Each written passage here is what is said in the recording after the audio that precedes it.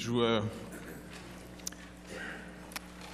propose de d'abord nous remettre entre les mains du Seigneur pour continuer finalement ce culte. Et après, je vais vous faire la lecture du texte dans Acte 9. Fait que Seigneur, avant d'aller plus loin, d'abord encore une fois par ces éléments, par le pain, par cette coupe, on est éternellement reconnaissant de ce que tu nous as ouvert les yeux. Tu nous as appelés de la mort à la vie.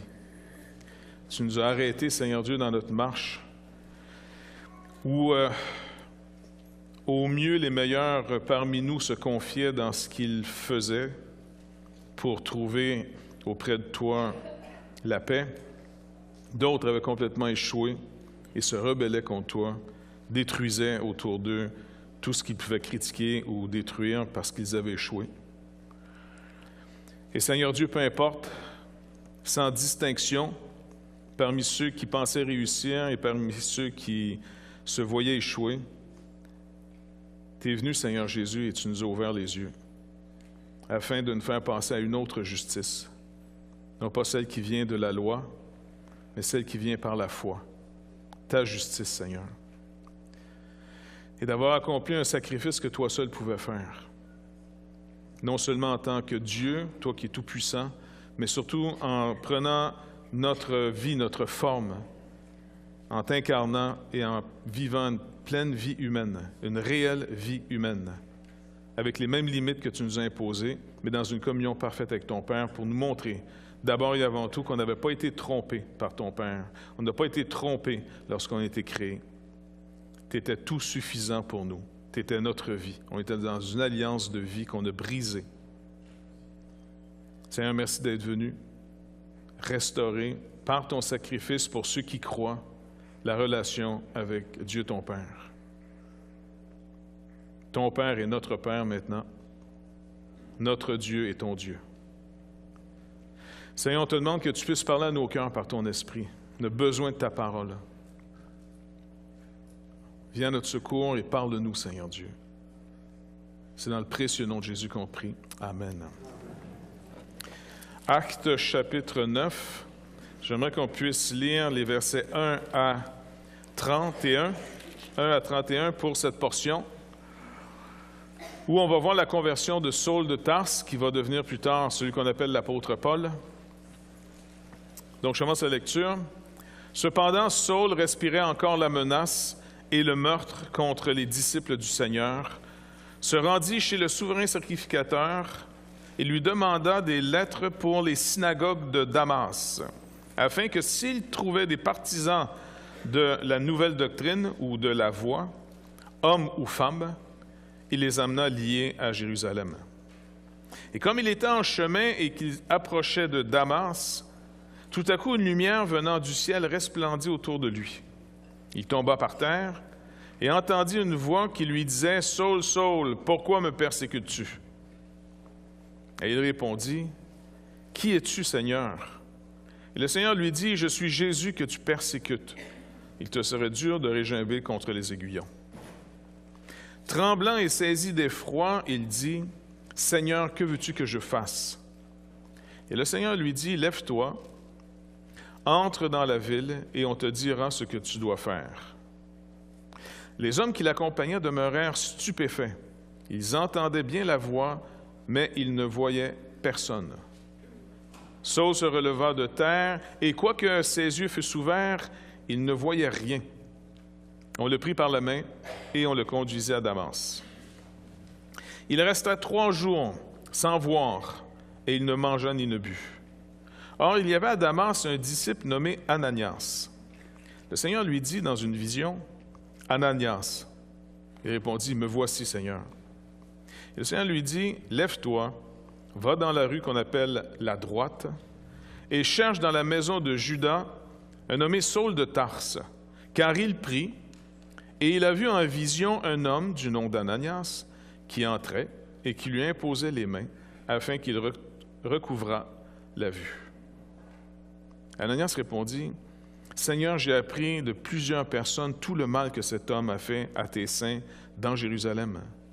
Et il y a ici des pouvoirs de la part des principaux sacrificateurs pour lier tous ceux qui invoquent ton nom. » Mais le Seigneur lui dit, « Va, car cet homme est un instrument que j'ai choisi pour porter mon nom devant les nations, devant les rois et devant les fils d'Israël.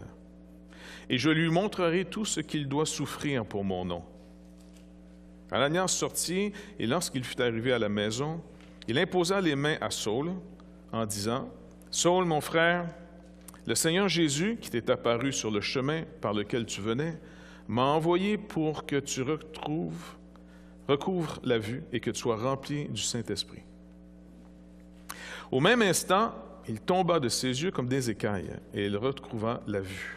Il se leva et fut baptisé. Et après qu'il eut pris de la nourriture, les forces lui revinrent. Saul resta quelques jours avec les disciples qui étaient à Damas. Et aussitôt il prêcha dans les synagogues que Jésus est le Fils de Dieu. Tous ceux qui l'entendaient étaient dans l'étonnement et disaient, « N'est-ce pas celui qui persécutait à Jérusalem ceux qui invoquent ce nom? Et n'est-il pas venu ici pour les amener liés devant les principaux sacrificateurs? » Cependant, Saul se fortifiait de plus en plus, et il confondait les Juifs qui habitaient à Damas, démontrant que Jésus est le Christ. Au bout d'un certain temps, les Juifs se concertèrent pour le tuer, et leur complot parvint à la connaissance de Saul. On gardait les portes jour et nuit afin de lui ôter la vie. Mais pendant une nuit, les disciples prirent et le descendirent par la muraille dans une corbeille. Lorsqu'il se rendit à Jérusalem, Saul tâcha de se joindre à eux, mais tous le craignaient et ne croyaient pas qu'il fût un disciple. Alors Barnabas, l'ayant pris avec lui, le conduisit vers les apôtres et leur raconta comment, sur le chemin, Saul avait vu le Seigneur, qui lui avait parlé, et comment à Damas il avait prêché franchement au nom de Jésus. Il allait et venait avec eux dans Jérusalem et s'exprimait en toute assurance au nom du Seigneur. Il parlait aussi et disputait avec les Hellénistes, mais ceux-ci cherchèrent à lui ôter la vie. Les frères, l'ayant su, l'amenèrent à Césarée et le firent partir pour Tarse. L'Église était en paix dans toute la Judée, la Galilée et la Samarie, s'édifiant et marchant dans la crainte du Seigneur, et elle s'accroissait par l'assistance du Saint-Esprit. C'était la lecture de la parole de Dieu. Si on prend le texte, puis on essaie de voir d'abord un peu mieux comprendre, puis comment on peut s'éclairer, nous, aujourd'hui, avec ce texte, on a affaire ici à un homme qui se croit ou vit finalement à la manière que la plupart d'entre nous, on vit tant que la grâce de Dieu ne nous a pas touchés, et qui continuellement aussi est en train de nous chercher. Vous avez affaire ici à un homme qui compte sur obéir au commandement de Dieu pour se retrouver finalement avec de l'assurance devant Dieu et devant les hommes. Ça marche? Donc, c'est vraiment quelqu'un qui fait son maximum avec une discipline hors du commun. Il est au-dessus de la moyenne, un homme extrêmement intelligent, très capable, étudié peut-être dans les meilleures écoles de l'époque sous un théologien qui s'appelait Gamaliel, qui était le petit-fils de Hillel, donc quelqu'un d'une grande renommée. Et il n'a peut-être pas nécessairement toujours écouté quand même son maître, qui était plus gracieux que lui, mais c'était quelqu'un qui vraiment mettait tous ses efforts pour être trouvé juste devant Dieu par la loi. Et inévitablement, parce que c'est son enseignement, il va comprendre quelque chose d'intéressant, ce monsieur. Quiconque vit sous la loi va vivre deux choses possibles. Si vous êtes capable de rencontrer les standards de la loi, alors vous allez être un gagnant et inévitablement, la loi qui vous fait être gagnant fait de vous un juge. Et la loi produit la colère. Si vous échouez, vous êtes soit découragé, tout dépendant de votre tempérament, ou encore une fois, vous êtes en colère. Fait qu'il y a des bonnes chances que d'une manière ou d'une autre, on finisse toujours être en colère, sous la loi. Fait que c'est vraiment pas le meilleur chemin. Pourtant, vous allez me dire, mais Dieu l'a quand même donné cette loi. Est-ce qu'il a voulu nous tromper en nous donnant la loi? Pas du tout. Dans le jardin, le péché, quand on a brisé l'alliance avec Dieu, une alliance de vie, c'est pas qu'on était plus fort dans le jardin, c'est qu'on vivait de ce que Dieu était pour nous. Mais se séparant de Dieu, il ne reste plus entre nous et Dieu que la loi de ce qu'on doit être, mais sans Dieu. Et si j'ai perdu celui qui est pour moi toute chose, d'abord la justice, qui est celui qui pourvoit toute chose, si j'ai plus celui qui est ma vie, n'oubliez pas, il est venu dans le monde, c'est lui qui était la vie des hommes. Il est venu dans le monde ne l'a pas reçu, les siens ne l'ont pas reçu. Eh bien, finalement, c'est obligé. L'être humain, maintenant séparé de Dieu, c'est pas qu'il est devenu plus faible, qui est plus faible moralement, qui est plus faible dans tous les domaines. C'est pas du tout là qu'on doit chercher. Parce que trop souvent, on demande au Seigneur plus de force, plus de patience, plus de grâce, plus de, je sais pas quoi, plus de puissance, plus d'amour, plus de quoi, sagesse, plus d'argent. Je veux dire, on demande toujours du plus. Et si vous priez beaucoup et que vous jeûnez par-dessus le marché en espérant d'être exaucé, vous allez vous apercevoir que ça ne fonctionne pas. Même si beaucoup de gens nous racontent des histoires et essaient de nous raconter toutes sortes de stupidités au nom de l'Évangile de la prospérité. Dieu nous a donné la loi parce que Dieu, par la loi, d'abord, la loi révèle que Dieu est saint, c'est vrai, mais ça veut dire quoi que Dieu est saint? Parce que c'est des concepts, ça, c'est des mots. D'abord, c'est vrai que Dieu est totalement séparé du péché. Il n'y a pas de mal en Dieu. Il n'y a pas de ténèbres en Dieu. Il n'y a pas de variation en Dieu. Le Seigneur ne change pas. Il ne peut pas s'améliorer, il est parfait, il est complet, il est total. Et il dit, vous serez saints car je suis saint. Soyez parfaits, Jésus disait, comme votre Père céleste est parfait. Soyez pleinement, on pourrait aussi conclure, soyez pleinement ce que vous devez être. Et comment je peux savoir c'est quoi la mesure? Qu'est-ce que je suis? La loi me dit ce que je suis. La loi déclare clairement ce que Dieu attend de chacun de nous, et Dieu n'a pas changé sa loi. Jésus n'est pas venu abolir la loi, il n'est pas même venu dire, écoutez les gars, avec le Père, on a eu un conseil, puis on s'est dit, il n'y aura pas grand monde avec nous autres là, si ça continue de même, fait qu'on a décidé de peut-être vous donner une loi allégée, viable. Ça fait que, voilà, tu sais, ouais, comme light, comme les Français disent. Donc, pas du tout, il dit, je ne suis pas venu abolir la loi, je ne suis pas venu même y enlever un seul iota. Et puis, en passant, il dit que quiconque va vous enseigner moins que ça sera appelé, s'il est sauvé, le plus petit du royaume. Donc, le Seigneur dit, non, la loi et ses exigences demeurent. Donc, Saul de Tarse, lui, il s'est dit, si cette loi vient de Dieu et que Dieu nous dit, ce n'est pas des choses qui sont pour toi difficiles. C'est incroyable, quand vous regardez dans Deutéronome, il dit, je ne te demande pas des choses difficiles. Demande-moi pas qui peut aller au ciel pour être la chercher ou qui peut descendre en bas pour te l'amener. Il dit, c'est des choses qui sont totalement accessibles, faciles. Je ne te demande pas des choses impossibles. Mais pourquoi c'est impossible? Et pourtant, Dieu nous dit que ce n'est pas impossible. Quand Dieu nous parle par rapport à la loi, il dit, voici ce que normalement vous êtes. Ce que vous êtes si vous n'étiez pas séparés de moi. Pensez à une ampoule, là. Une ampoule électrique. Là. Habituellement, quand tu achètes une ampoule électrique, je sais que des fois, quand j'étais petit, ma mère, tu sais, j'étais à la mode dans ce temps-là, tu réparais ce que tu avais. Là. Mon père travaillait dans la police, fait qu'il défonçait ses bas, ses chaussettes régulièrement. Fait que j'ai vu ma mère une couple de fois qu'une ampoule électrique arrangeait les chaussettes de mon père.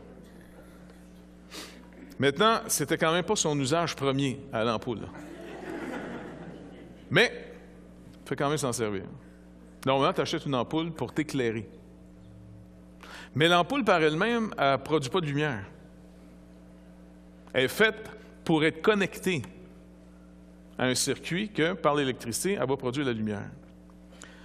L'être humain a été fait un peu de la même manière. On est des êtres analogiques. À moins qu'on soit connecté à la bonne place, on va donner la lumière d'où on est connecté. Vous manifestez la méchanceté? Pas de problème. Jésus dit, votre père, c'est le diable. Et il ne l'a pas dit finalement à la pègre locale. Il l'a dit à une bande de pharisiens obsédés d'observer la loi. Et plus ils observaient la loi, plus ils étaient violents. Et Saul de Tarse était un homme extrêmement violent parce qu'il est marqué « Il respirait encore la menace et le meurtre contre les disciples du Seigneur. » Pourquoi ce gars-là est si enragé contre les croyants, contre les chrétiens? 2 raisons. La première, c'est d'oser proclamer Jésus-Christ comme étant le béni du Seigneur, le béni de Dieu, le oint de Christ, le Christ. Comment un homme cloué sur du bois, abandonné par Dieu en mourant sur le bois, et selon les Écritures que Dieu lui-même avait données, déclare « Maudit est quiconque est pendu au bois », comment ce maudit peut être le Messie, le béni de Dieu? Pour lui, là, c'était comme le blasphème des blasphèmes. Deuxièmement, devinez pourquoi il était enragé contre les croyants. Premièrement, à cause de Jésus-Christ. Deuxièmement, à cause de qui? D'après vous, pensez. Oui? Parce qu'il était parfaitement sous la loi. Qui ça? OK, oui, il était parfaitement sous la loi, mais pourquoi il était enragé envers les chrétiens? Qu'est-ce qui l'enrageait tant? C'est vrai qu'il était sous la loi de l'apôtre Paul entièrement, c'est vrai. Comment? Les chrétiens, là, c'était du monde ordinaire, ils ne suivaient pas tant que ça, la loi. Lui, c'était un enragé chronique. Il est même pharisien chez les pharisiens. Et il voit les croyants, d'abord, qui disent que ce Jésus, ce maudit de Dieu, est le béni de Dieu. Et deuxièmement, il les voit être du monde qui sont dégagés de la terreur de la loi parce qu'ils ont trouvé pleinement en Jésus-Christ la justice qui satisfait Dieu. C'est pas qu'ils vont être contre la loi, ils vont, par tradition, ils sont plus ou moins éclairés parce qu'ils sont en train de découvrir cet Évangile. Ils n'ont pas encore tout découvert, la plénitude de l'Évangile. Ce malade mental ici de la loi, c'est lui qui va faire connaître à l'Église le message. Mais finalement, la plupart des croyants, ça reste des Juifs normaux, il y en a qui observent la loi, sont contents, ils sont bénis, mais ils ont quelque chose que lui n'a pas. Ils ont la joie. La joie du Seigneur est notre force, Néhémie rappelait finalement au peuple. Mais la joie, tu l'as seulement quand tout est en règle, quand tout est fait, quand tout est réglé. Tu sais, quand tu pars en vacances, tu as un étrange sentiment de joie. Vous n'avez pas ça quand vous partez en vacances? Tu sais, c'est la dernière journée. Là. C'est vendredi, 3h30, vous finissez à 4h30, il ne reste rien qu'une heure. Puis vous êtes dans un genre d'euphorie. Puis là, c'est comme, je pars en vacances. Et tu as l'impression que c'est la liberté de 2 semaines, mais c'est la liberté. Et vous avez remarqué que vous perdez un petit peu votre joie. Le chemin du retour. Pourquoi on retourne travailler? Il y en a qui aiment leur travail, tant mieux. Mais pensez à quelqu'un qui n'aime pas sa job, qui est obligé d'aider. Il faut qu'il paye des comptes, tu comprends-tu? Il faut qu'il paye. Tu sais, une job, c'est pas juste... C'est béni quand Dieu vous accorde dans la vie de pouvoir... Tu sais, parce que tout le monde va dire « Ah, quel bonheur de travailler dans ce qu'on aime. » Honnêtement, je pense que c'est pas la majorité de la planète qui vit ça, là, tu sais, l'épanouissement total dans le travail. La plupart vont travailler parce qu'il faut payer des comptes. C'est un gagne-pain. C'est pas nécessairement la carrière. Sous la loi, on est des esclaves. Sous la loi, c'est jamais fini. Sous la loi, il n'y a aucune assurance. Même quand tu penses avoir tout rencontré. Un homme qui était un peu comme un Saul de Tarse, qui a provoqué une grande réforme, c'est Luther. Luther, c'est quelqu'un qui a eu tellement peur un jour de mourir, parce qu'il s'en tournait chez eux, puis il y avait une moyenne orage, puis la foudre était en train de frapper un peu partout. Et le gars était terrifié, parce que c'était quand même assez épeurant. Et on a, nous, la foudre là, qui nous a frappé il y a quoi, un mois ou 2. C'est comme ça que le Seigneur a renouvelé le matériel, là, pour... dont nos techniciens encore en train d'exprimer la nouvelle technologie. Mais bref, quand ça frappe, Gilles et puis Donald, qui étaient dans le bâtiment, ils m'ont dit que c'est assez impressionnant. C'était même très impressionnant parce qu'il y a une boule de feu. Hein? C'est ça que dans le bâtiment, ça a rentré. Une boule, l'éclair est rentré dans le bâtiment. On a été visités par un éclair. Et il paraît que ça claque pas à peu près. sais, habituellement, on voit l'éclair, puis tu peux compter les secondes, pour savoir elle est où à peu près, quand est-ce que le son arrive. Mais tu sais, quand tu la vois et tu l'entends en même temps, ça doit claquer pas à peu près. Saul de Tarse, dans une menace, il ne peut pas endurer les chrétiens parce que c'est des gens joyeux, osent parler à Dieu. Ils n'ont plus besoin du temple. Ils n'ont plus besoin de la sacrificature à Jérusalem. Ils n'ont plus besoin, finalement, ils peuvent manger, ils ne savent pas encore, mais ils vont pouvoir manger de tout au marché. Ils sont, selon toute l'espérance d'Israël, un peu comme le cantique de Siméon. C'est Siméon, je pense, ou soit Siméon ou le père de Jean-Baptiste qui dit « Maintenant, on va pouvoir te servir sans crainte. » On va pouvoir te servir sans crainte. Ce gars-là est enragé parce que quelqu'un qui travaille fort à être sauvé et qui voit finalement quelqu'un trop négligent dans son salut et qui en plus est béni de Dieu, là c'est trop. Ces gens-là, il y en a encore tout le temps de ça. Là. Je veux dire, le but de prêcher l'Évangile, c'est de dire mourir à la loi une fois pour toutes en venant à Jésus-Christ. En passant, tant que vous ne serez pas en Jésus-Christ, vous êtes sous la loi. Mais tant que vous n'êtes pas en Christ, la loi va continuer à faire son travail de condamnation en vous. La loi exige ce que Dieu a créé. Nous ne sommes plus capables, parce que nous n'avons jamais été créés pour être par nous-mêmes, de manière autonome, capables. Encore une fois, l'ampoule électrique, elle n'est pas faite pour éclairer par elle-même. Jésus prend une autre illustration de son époque. La branche, le serment doit rester sur le cep.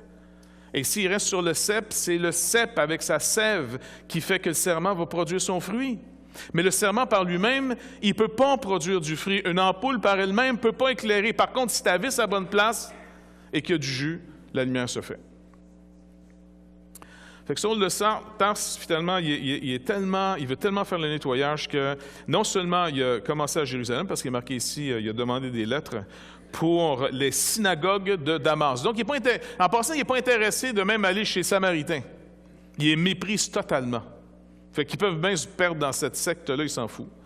Il n'est pas concerné par les païens, quoique les païens ne sont pas vraiment encore évangélisés, mais il veut purifier Israël. Il veut amener les apostates, s'il faut même, à la mort. Il est enragé, mais pas à peu près. Il va faire le nettoyage. Il va enlever le mal au milieu du peuple de Dieu. Et puis, je suis sûr que ce gars-là, il a plein d'inspiration des Écritures. Pensez finalement au temps de Moïse, lorsque finalement Moab avait envoyé des femmes pour... Tu sais, vous vous rappelez Balaam, le prophète? Et bon, mais il ne pouvait pas maudire Israël. Mais l'autre, Balak, finalement, il dit, écoute, moi, je t'ai engagé, chum, pour que tu maudisses depuis que je t'es arrivé. La seule chose que tu fais, c'est que tu n'arrêtes pas de le bénir, puis tu le bénis. Mais il dit, écoute, je te l'avais dit, je ne peux pas faire autrement que ce que l'Éternel me commande. M'a dire ce que Dieu pense d'eux. Puis il dit, en pensant à mourir de leur mort, c'est la plus belle mort que tu ne peux pas avoir. Mais Balaam, pervers, il dit, par contre, je vais te montrer comment monter leur Dieu contre eux. As-tu des femmes ici qui sont prêtes à se prostituer? Envoie-les dans le camp. Et là, Dieu a commencé à frapper le peuple. Et il nous a raconté qu'un des Lévites, Phinéas, quand il a vu finalement un homme prendre une femme, s'en aller dans sa tente, passer devant finalement Moïse et les autres, tu sais, de main bien arrogante en disant... L'autre, là, il a pogné une lance puis il en a fait le premier shish kebab de l'histoire. Il te l'a percé, mon chum, et ça a mis un terme. Saul de Tarse a plein d'illustrations. Il y a des Gédéons dans sa tête, il y a des Jephthé dans sa tête. Tu comprends? Et puis là, c'est enlève le méchant du milieu du peuple.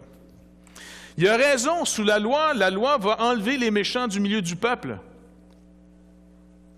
Jean-Baptiste avait raison, le Seigneur maintenant met sa cognée à la racine de tous les arbres. Il va faire un jugement. Il va séparer le grain de la paille. Le seul problème, c'est que si on ne voit pas la promesse, si on ne voit pas l'Évangile dans la loi, parce que Moïse ne nous a pas juste donné la loi, il nous a donné l'Évangile. La loi et l'Évangile. La loi est mise de l'avant parce que c'est elle qui nous montre notre besoin d'être sauvés. Mais l'Évangile est là continuellement. Les sacrifices, le temple, la sacrificature, fais-le selon le modèle que je t'ai montré sur la montagne. Mais c'est sûr que la loi, c'est tellement plus vrai pour nous Parce que la loi est écrite dans nos cœurs. L'Évangile n'est pas écrit dans nos cœurs. L'Évangile, vous ne le trouverez nulle part ailleurs, à moins que Dieu vous envoie quelqu'un pour vous l'annoncer. Ce n'est pas écrit ni dans la nature. Vous allez dire, mais Romains chapitre 1, ils sont sans excuse parce qu'ils devaient comprendre que Dieu est le Créateur et que le Créateur a tout fait par sagesse et toute chose est sous une loi. Et quand tu brises une loi physique, quand dans la nature, une loi est brisée, il y a des conséquences négatives. Donc, le but d'avoir compris ça, c'est d'avoir cherché le Créateur en disant maintenant, viens à notre secours, on a brisé la loi. Le but de la loi, c'est de montrer le problème. Ce n'est pas de régler le problème. Ça ne règle aucun problème, la loi. Ça nous rend conscients de ce qui est le problème pour qu'on tourne vers le seul qui peut nous délivrer, celui qui nous a créés. Mais, puisque la loi est écrite dans nos cœurs, puisque certains sont capables de rencontrer de manière externe les exigences de la loi, comme cet homme, Saul de Tarse va dire, lui, plus tard aux Philippiens, si quelqu'un peut se glorifier dans la chair, si quelqu'un peut se confier dans sa chair, dans sa nature humaine, déchue même, moi, je le puis bien plus. Le gars était capable, il dit, selon la loi, j'étais irréprochable. Je rencontrais toutes les exigences de la loi. Même quand je péchais, je savais quoi faire selon la loi, quel sacrifice offrir. Et j'avais une vie extrêmement disciplinée, ainsi de suite. Fait que Paul y était. Mais il dit, j'étais ignorant. J'étais ignorant. Il n'avait pas compris le but de la loi. Alors, non seulement il voulait faire le nettoyage à Jérusalem, dans les synagogues, mais il voulait aller jusqu'à Damas aussi. Et comme il était en chemin pour Damas, en passant, c'est intéressant de voir ici, certaines versions donnent plus, dans la mienne, c'est marqué, afin que s'il trouvait des partisans de la nouvelle doctrine. Dans vos versions, qu'est-ce que vous avez comme terme? Secte. Ceux qui ont la version sommaire, je pense qu'il y a quelque chose de plus vrai. Dimanche prochain, si ça vous tente, emmenez vos Bibles. Secte, oui, mais le problème, c'est pas exactement ce que le texte grec dit. Là, c'est un sens trop actif, là, dans le sens, c'est trop... le verset 3. 2. Verset 2. Pardon? La voie, le chemin. La nouvelle doctrine, mais finalement, dans le grec, c'est la voie. Pas celle de la TV, là. La voie, V-O-I-E. La voie, le chemin. Est-ce que vous vous rappelez, Jésus avait donné dans son enseignement « Je suis le chemin ». Donc, les disciples ici étaient appelés à l'époque les partisans du chemin. Ceux qui sont dans le chemin. Les autres sont...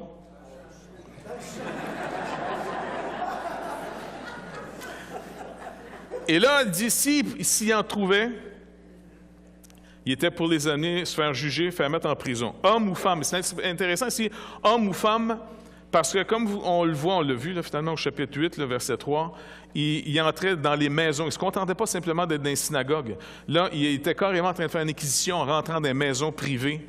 Et puis, finalement, il faisait même mettre en prison les femmes dans les maisons. Donc, c'était vraiment un gars...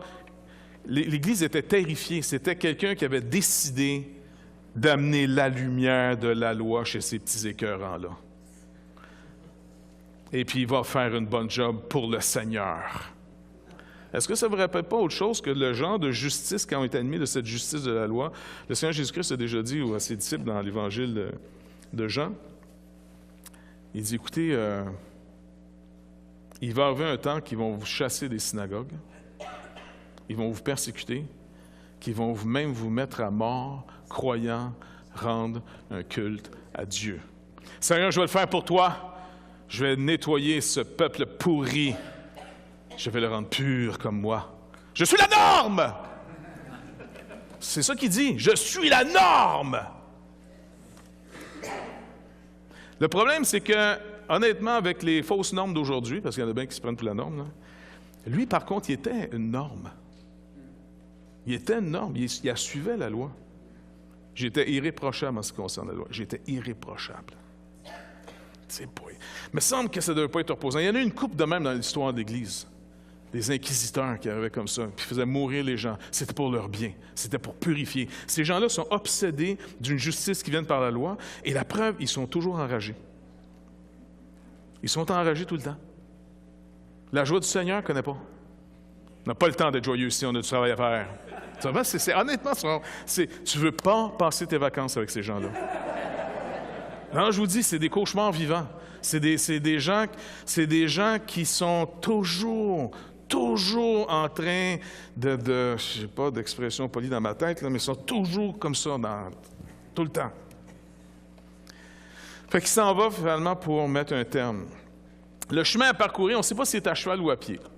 Il y a des partisans pour ceux qui sont à cheval, puis d'autres à pied, peu importe. Puis souvent, on a l'impression qu'il est tombé en bas de son cheval, mais il n'y a pas de cheval dans le texte. Ça fait que ça, c'est les peintures. Fait que, on ne sait pas. Il est peut-être à cheval, peut-être. Mais il est peut-être à pied aussi. Sauf que quand il tombe, parce que là, il va tomber. Regardez ici, il dit « Comme il était en chemin et qu'il s'approchait de Damas, tout à coup, une lumière venant du ciel resplendissait autour de lui. Il tomba par terre. » Donc, on sait pas en bas du cheval ou simplement par terre.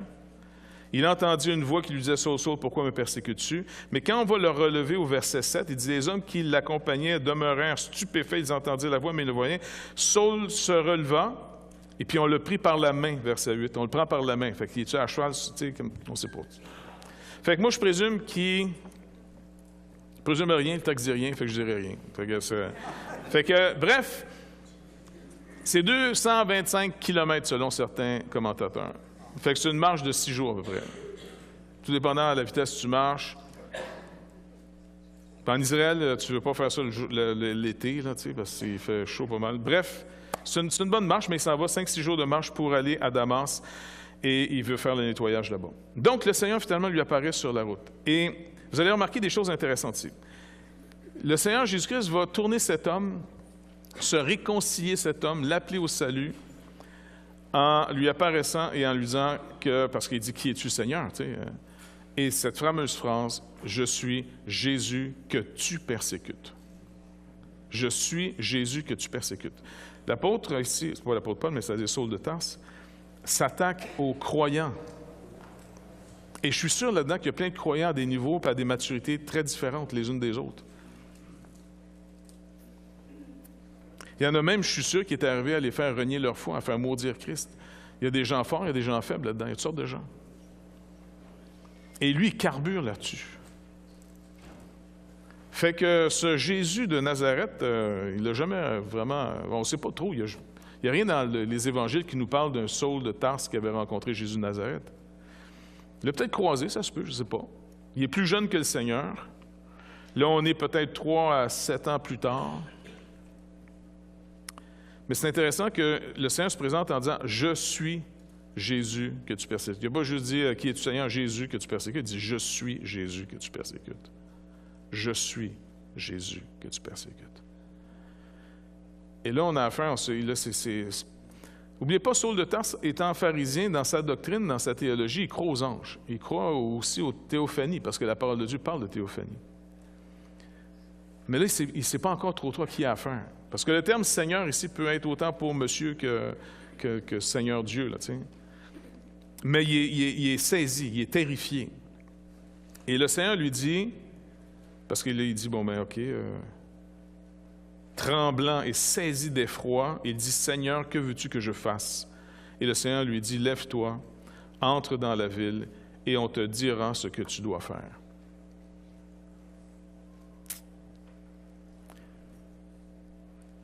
Chose intéressante ici, le Seigneur a pu y annoncer l'Évangile. Le Seigneur lui-même est là. Qu'est-ce que tu veux que je fasse? Écoute, repens-toi de tes péchés, fais-toi baptiser pour le pardon de tes péchés et crois en moi. Tu sais, il aurait pu y dire, il est là.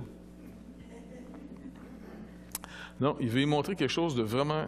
Écoutez, si pour nous, là, à cause de notre esprit légaliste, je vous le dis, notre esprit légaliste là, nous fait des ravages comme c'est pas permis. Nous, là, à cause de notre esprit légaliste, on a une très pauvre idée du peuple de Dieu.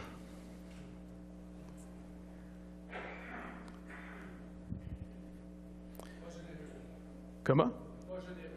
On n'est pas généreux, c'est vrai, mais on a une pauvre idée, dans le sens que les gens ne rencontrent pas nos standards. Tu sais, combien de fois on entend cette niaiserie? Il se dit chrétien, puis il a fait ça. Tu dis, ah, c'est vrai que c'est plate, c'est pas fin qu'il a fait ça. Mais dis-moi pas parce qu'il se dit chrétien. Je veux dire, t'as pas compris que c'est pour ça qu'il est venu à Christ?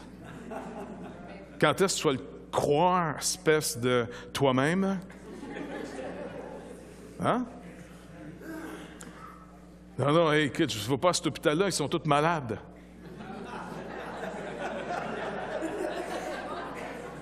En passant, plus que le médecin est bon, là, plus tu as des gens vraiment malades. Un médecin là, qui n'est pas trop bon, habituellement, il y a des malades en santé. Ou il n'y en a plus parce qu'ils sont tous morts. Mais les bons médecins ont des cas que les autres médecins leur réfèrent en disant « Toi, tu dépasses ce que je peux faire, va t'envoyer chez un bien bon médecin. » Fait que le bien bon médecin se retrouve toujours avec des cas extrêmement limites. Le Seigneur Jésus-Christ est un très, très bon médecin. La loi nous dit « Écoute, moi, je ne peux rien faire pour toi sinon de te tuer. » Il m'a envoyé au seul médecin qui peut faire que ton Créateur lui-même. Je veux dire, pour réaliser, nous autres, le corps de Christ, là, les croyants, on a dû revenir au Seigneur pour qu'il se passe quelque chose d'intelligent dans nos vies. Là, après ça, tu dis, oui, mais il n'est pas gentil. Bien, il est comme toi, frère. Tu t'es pas regardé dernièrement dans le miroir? Calvin, c'est quand est-ce que tu vas te réveiller, puis tu vas te réjouir de ce qui est venu sauver ce qui était perdu? Calvin, c'est pour qui tu te prends? Calique, quand est-ce que tu vas te réveiller? Quand est-ce que tu vas réaliser que le Seigneur dit « Amenez-moi finalement tout ce qui est boiteux, tout ce qui est aveugle, tout ce qui est déchu, tout ce qui est brisé, tout ce qui est malade. » Parce qu'en passant, ceux qui sont dignes, on dit « On n'a pas le temps, j'ai acheté des bœufs dernièrement, non, je prospère trop, j'ai une maison, je suis trop important pour ce petit peuple-là. » Amenez-moi finalement les rebuts de la société, amenez-moi les losers de bord. Excusez-moi de...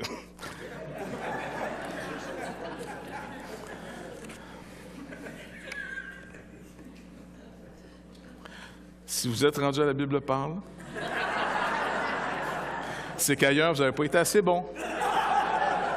Pas vrai? Non, si vous aviez été vraiment des héros ailleurs, vous seriez restés ailleurs. Mais je me rappelle un couple qui est arrivé, il y a bien des années, on était sur Somerset. Puis, le gars arrive avec sa femme, tu sais, il dit, écoutez, on s'en vient ici, c'est notre dernière chance. Pas trop de stress, merci, tu comprends? Là, écoutez, là, vous faites quelque chose pour nous autres, bien nous autres, c'est fini, tu sais. Là, vous avez peut-être dû venir voir avant, tu sais. Mais dans la tête, c'est comme, tu sais, j'étais découragé quand il m'a dit ça un peu, parce que, tu sais, je me disais, je sais que je fasse, moi, là. Mais je suis parti chez nous après, puis je pensais à ce couple-là. C'est comme si le Seigneur me disait, je viens de te donner un compliment, là. Quand ils finissent chez vous, chum, c'est parce qu'il n'y a pas d'autre place que ça marche. Ils ont vraiment échoué. Je t'envoie mes trésors. Et t'es le premier. C'est OK, d'accord.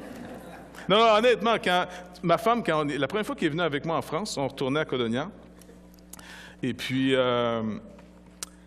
on visite tout le monde, tu sais. J'étais bien content de revoir ma gang. Je suis content de présenter ma femme. Puis en même temps, tu sais, les autres sont contents de connaître la femme de Jeff, tu sais. Puis bon, tu sais. Et puis, on arrive chez Pierrot, qui était un des premiers pasteurs qu'il y avait. Puis, à un moment donné, on est chez lui, hein, puis on parle ensemble, puis, tu sais, il me demande ce qui arrive. Là, je raconte un petit peu ce que Dieu est en train de faire, puis ça. Puis, à un moment donné, je vois encore sa face, là. Il regarde ma femme, puis il dit « J'en viens pas. » Ben, il dit en français, là, tu sais. Et puis,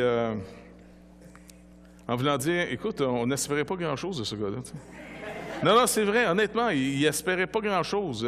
Quand il me voyait, là, ça disait, tiens, c'est pas lui que... Ils veulent pas être méchants, mais même, je me rappelle, Chantal qui m'avait annoncé l'Évangile, dans le camping, je me levais le matin, j'avais des questions, puis j'en avais. Puis j'étais dans une crise de doute chronique. Puis je voulais croire, mais pour moi, là, c'est comme, faut que tu me répondes. Puis là, elle était un petit peu tannée, tu sais. Et puis elle m'amenait à Pierrot, puis Pierrot prenait le relais. Puis Pierrot, il n'en revenait pas. Fait qu'à un moment donné, quand c'était le temps de revenir chez nous, il était sûr que j'étais pour me perdre, moi, là, en disant, écoute, le pauvre, au milieu d'une assemblée qui n'arrivait pas de répondre à ses questions, il doute tout le temps. J'étais trop gêné pour prier. Il fait une prière à haute voix, là, oubliez ça. J'étais terrifié. Tu sais, c'est comme si un genre de petit moineau là, qui ne se développe pas, là, tu sais, qui... Tu comprends? Il y a encore la coquille sur la tête, en voulant dire... Aidez-le, quelqu'un. Non, vraiment, j'étais pathétique. Puis là, quand je suis reparti, puis quand il a dit à la fin, j'en reviens pas. Fait que là, c'était facile de dire, bien, gloire à Dieu, tu comprends? C'était assez évident que le Seigneur peut faire des choses incroyables. Il est Dieu, tu comprends-tu? Fait qu'il n'y a pas besoin qu'on soit bon. Et quand Christ nous prend, il nous dit, regarde, il faut que je te montre t'es qui.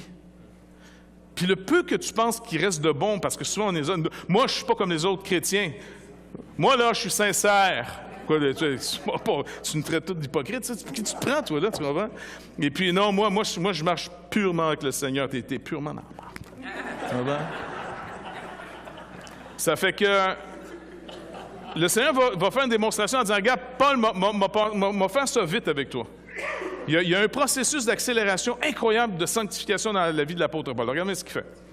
Là, Paul est tout tremblant, il est encore en train de parler avec le Seigneur. Les autres se demandent ce qu'il va faire. Là, le Seigneur dit, maintenant, qu'est-ce que je dois faire? Lève-toi. OK, fait qu'il se lève. Entre dans la ville et on te dira quoi faire. Fait qu'il le Seigneur ne dit même pas rien.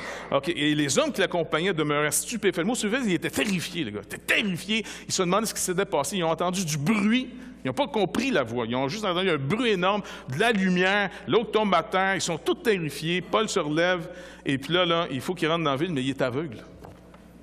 Il va être aveugle pendant 3 jours de temps. Il va être assis, il dit, amenez-moi à telle place, il l'amène à la rue droite. Il y a un gars qui s'appelle Judas, il va à son appartement, il s'assit là.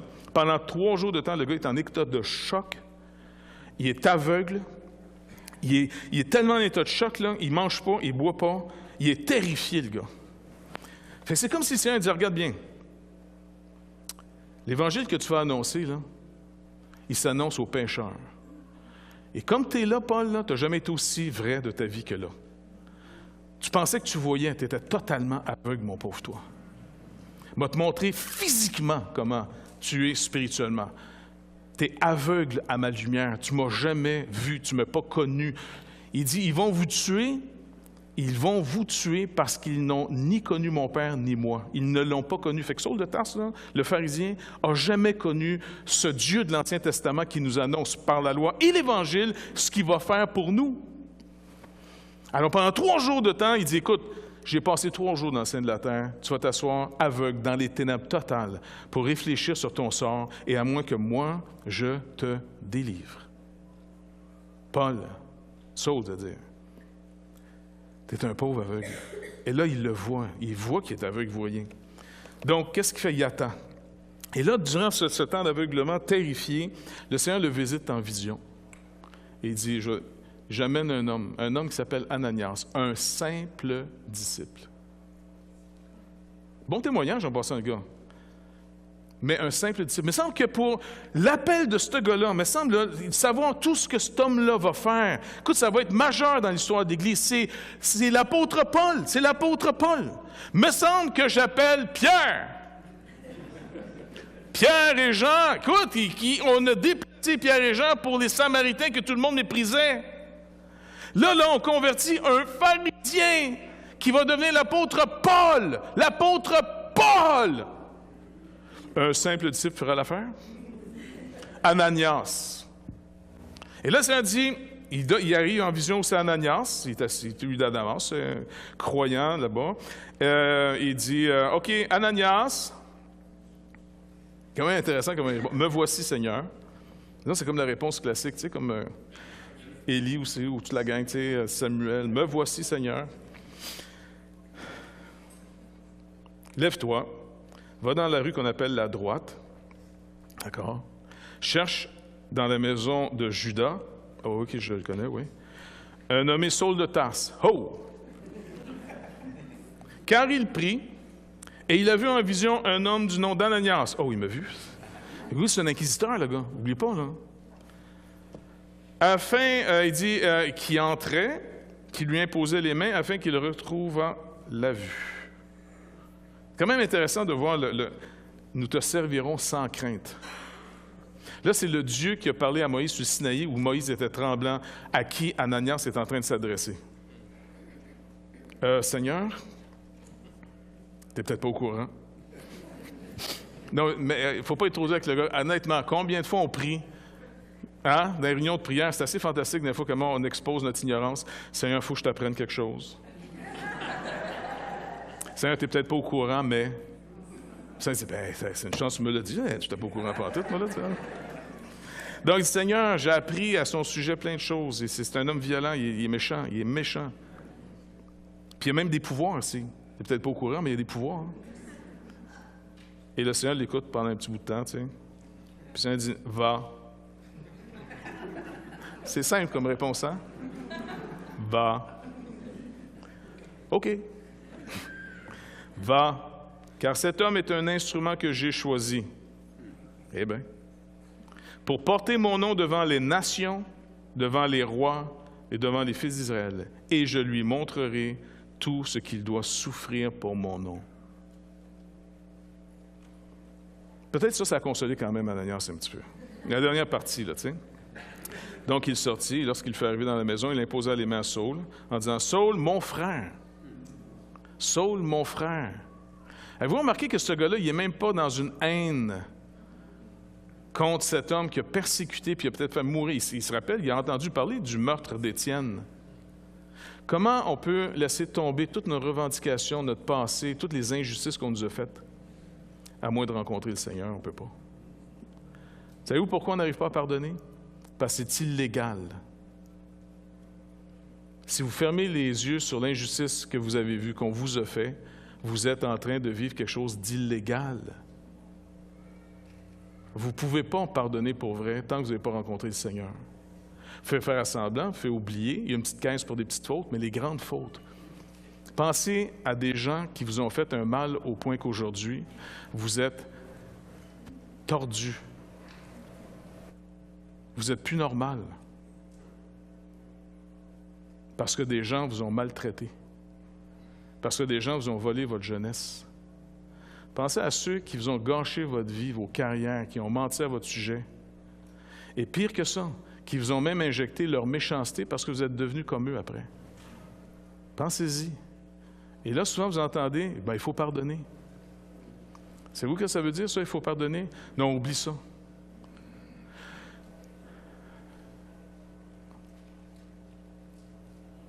Le Seigneur dit, il faut que tu viennes me voir. L'Église est composée de gens qui ont rencontré Jésus-Christ.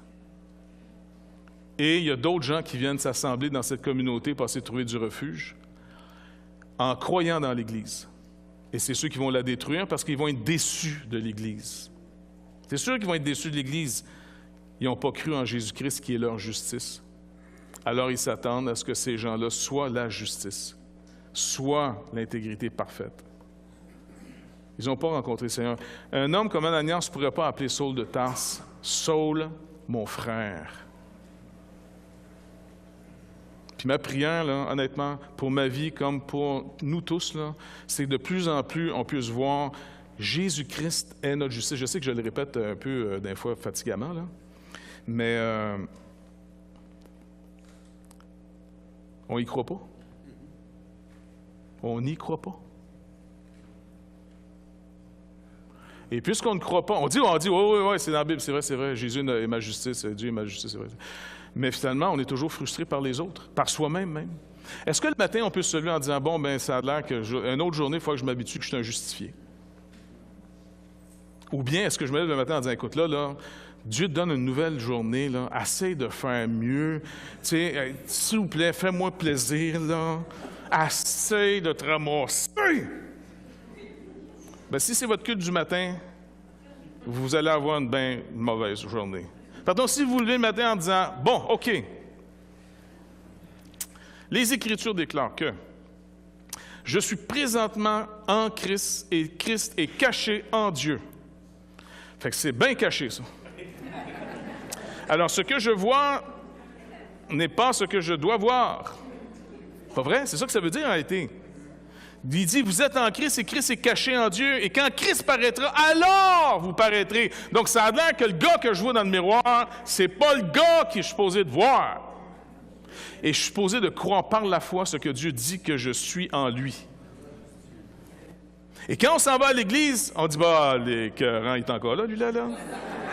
Non, l'écœurant qui est là, c'est un autre Christ le caché en lui. Et Christ est caché dans le Père. Ceux qui croient les Écritures, ceux qui croient Dieu et qui croient les Écritures et qui croient au Seigneur Jésus-Christ disent hey, c'est quand même inouï l'œuvre de Dieu. On est des pardonnés, justifiés. Et oui, dans le sens, la sanctification va s'opérer, puis elle va s'opérer que dans une mesure, à mesure que vous allez voir de plus en plus que vous n'êtes peut-être pas si fantastique que ça, et que Christ est vraiment fantastique, alors cette norme va faire de nous des gens qui vont commencer à ne pas trouver ça si pire d'être ensemble. Et puis, tout ce qui nous distinguait, qui nous rendait mieux que les autres, le Seigneur va dire, si tu vois clairement, tu vas voir comme l'apôtre Paul. Sais-tu qu'est-ce qu'il voyait de ce qu'il distinguait des autres, ce qui le rendait meilleur que les autres? Il a vu ça comme de la boue. Ça, c'est un mot poli en passant. Il a vu ça comme de la boue, des ordures, il les a jetés parce qu'il veut être dans cette poursuite de la connaissance de Christ. Je veux me connaître en Christ, je veux connaître l'Église en Christ, car quiconque s'attaquera à un croyant ou à l'Église, Paul le dit, lui-même, il parlait par expérience. Si tu t'attaques au corps de Christ, au temple, Dieu te détruira. Jacques nous dit, veux-tu savoir comment tu peux sortir du propre jugement dans lequel tu t'es en train de te mettre parce que tu creuses ta propre fosse, mon ami? On se servira du jugement que tu te sers. On va prendre la même mesure. Tu dis, attends, je suis en train d'être traité selon la mesure que je me sers pour les autres. Ça dit, certainement, je te l'ai dit. Mais vu que tu ne me crois jamais, je te le répète. Oui, mais comment je fais pour arrêter ça? Exerce une mesure de grâce, de miséricorde. Si tu exerces la miséricorde, tu vas rire du jugement. Tu vas triompher du jugement.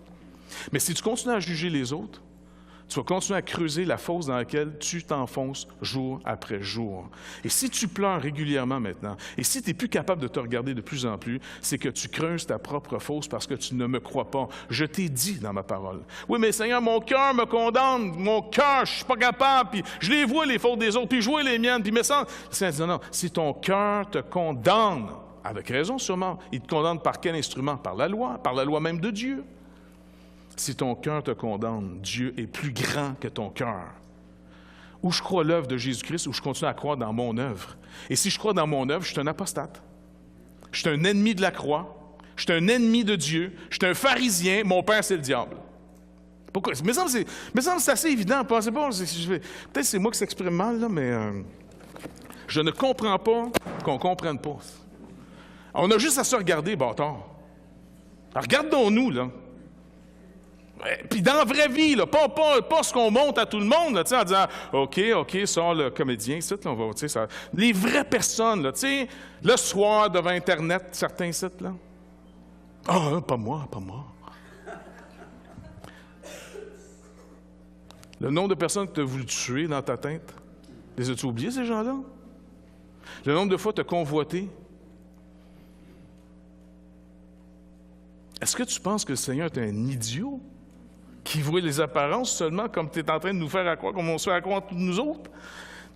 Si on a le moindrement une estime de Dieu, écoute, au moins on devrait se faire une faveur en disant, écoute, il est quand même pas niaiseux, on va lui donner au moins ça. Il voit, il sonde, il dit, toute bouche va être fermée. Toute bouche va être fermée. Il n'y a plus personne qui va survivre. Mais il dit, écoute, je suis venu sauver ce qui était perdu. Puis mon but dans ta sanctification, ça va être de te montrer de plus en plus comment dans ton humanité, celui que j'ai trouvé est perdu. Et en même temps, je vais te dire, puis je vais te montrer à tous les jours, par Jésus-Christ, comment je t'aime. Il va falloir que tu apprennes à vivre de ce que je t'aime. Il va falloir que tu t'habitues à ce que je t'ai pardonné. Il va falloir que tu t'habitues à ce que je t'ai justifié. Il va falloir que tu t'habitues que ça me plaît de t'avoir dans ma présence. Et quand tu vas penser à toi, puis tu vas voir ton frère arriver, rappelle-toi que je l'ai aimé comme je t'ai aimé. Fais attention comment tu y parles. Fais attention comment tu le traites. Donc, c'est finalement ça. Vous ne pouvez pas être sauvé sans être rattaché au corps de Christ. Tu sais, une phrase qu'on a sortie de son contexte, mais qui était vraie. Hors de l'Église, point de salut. Ça serait plus juste de dire « Hors Jésus-Christ, point de salut », mais puisque Christ, son corps, c'est l'Église, si vous êtes sauvés, vous faites partie de ce corps, que vous l'aimiez ou non. Vous dites « Mais je l'aime », mais c'est plein de valeur, mais c'est pas pour toi que Dieu l'a racheté, ton frère. Et puis en passant, tu pues pour un autre. On pue tout pour quelqu'un. Et les frères, c'est le moyen de sanctification par excellence. Quelqu'un dit, écoute, le frère aiguise le frère. Donc, dites-vous une chose, quand quelqu'un va vous taper ses nerfs, rappelez-vous que peut-être vous aussi, vous tapez ses nerfs à quelqu'un. Et qui sait, c'est son défi de foi de dire, j'en viens pas, que Christ est mort pour lui. Mais bon, c'est ça. Et c'est pour ça que le Seigneur dit, supportez-vous maintenant les uns les autres. Apprenez à vous aimer les uns les autres. Attendez-vous les uns les autres. Et c'est merveilleux. C'est ça le corps de Christ. On est bénis. OK, on remet ça au Seigneur.